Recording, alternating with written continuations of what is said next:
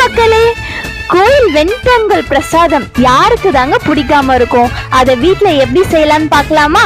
வாங்க.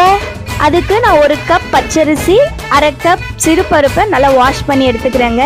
குக்கரில் போட்டுக்கலாங்க. 4 கப் அளவு தண்ணி இதில் ஆட் பண்ணிக்கலாங்க. தேவையான அளவுக்கு உப்பு, நெய் விட்டு நல்லா கொதி வந்த உடனே நம்ம மூடிடலாங்க. ஒரு 7 விசில் வந்த உடனே அடுப்பு ஆஃப் பண்ணி எடுத்துக்கலாங்க.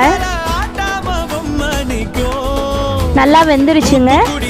இப்போ நம்ம இதை வேற பாத்திரத்தில் எடுத்துக்கலாங்க. இப்போ தாளிப்புக்கு நல்லா தளர நெய் விட்டு இஞ்சி, கருவேப்பிலை, பச்சை மிளகா, சீரகம், மிளகு, முந்திரி, கொத்தமல்லி போட்டு நல்லா மிக்ஸ் பண்ணி எடுத்துக்கலாங்க. இதை இதோட ஆட் பண்ணிக்கலாங்க.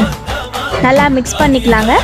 அவ்வளோதாங்க, கோயில் ஸ்டைல் வெண்பொங்கல் வேற லெவலில் ரெடி ஆயிடுச்சுங்க. நீங்களும் வீட்டில் ட்ரை பண்ணி பார்த்துட்டு எப்படி இருக்குன்னு கமெண்ட்ல சொல்லுங்க. தேங்க்யூ.